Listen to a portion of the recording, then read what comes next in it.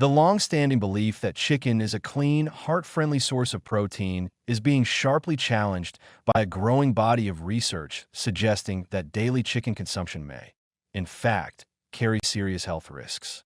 A recent study has alarmed health professionals and consumers alike, revealing a potential link between eating more than 300 grams of chicken per week and an increased risk of gastrointestinal cancer, particularly among men. While the claim may seem radical in light of chicken's reputation as a dietary staple, especially in health-conscious eating patterns like the Mediterranean diet, it reflects an urgent need to reevaluate how we perceive and consume animal protein. Chicken has long been promoted as a healthier alternative to red meat due to its lower saturated fat content and lean profile.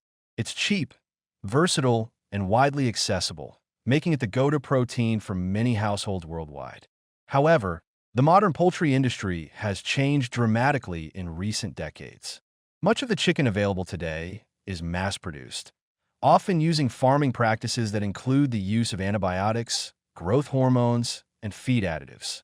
These interventions not only affect the quality of the meat, but may also introduce health risks to consumers over time.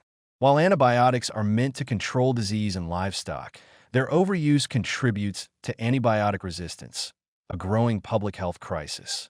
Hormones and synthetic compounds, meanwhile, may disrupt endocrine function in humans when consumed repeatedly over long periods. The study in question found that individuals consuming more than 10.5 ounces of poultry per week faced a 27% higher risk of mortality, particularly from gastrointestinal cancers. For men, the cancer risk rose by 2.6%. These numbers may not appear staggering at first glance, but when applied to population-wide consumption patterns, especially in nations where chicken is eaten daily, they suggest a troubling trend. Gastrointestinal cancers, including those affecting the stomach, liver, pancreas, and colon, already account for a significant share of cancer-related deaths globally.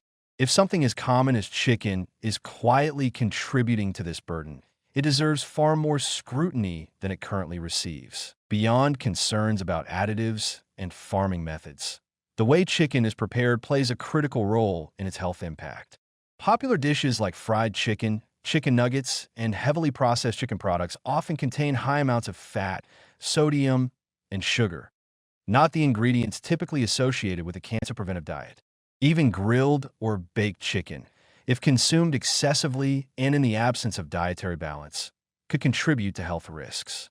Frequent consumption of any single food source, regardless of its nutrient profile, increases the chances of bioaccumulating harmful substances or disrupting microbiome diversity in the gut, both factors linked to higher cancer risk. Of course, not everyone agrees with this cautionary view.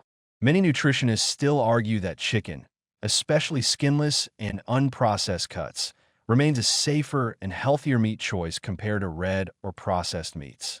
They point out that much of the research showing health risks involves processed or fried versions of poultry, rather than minimally prepared chicken breast. Some experts also warn against overreacting to single studies, particularly those with observational designs that can show correlation but not causation.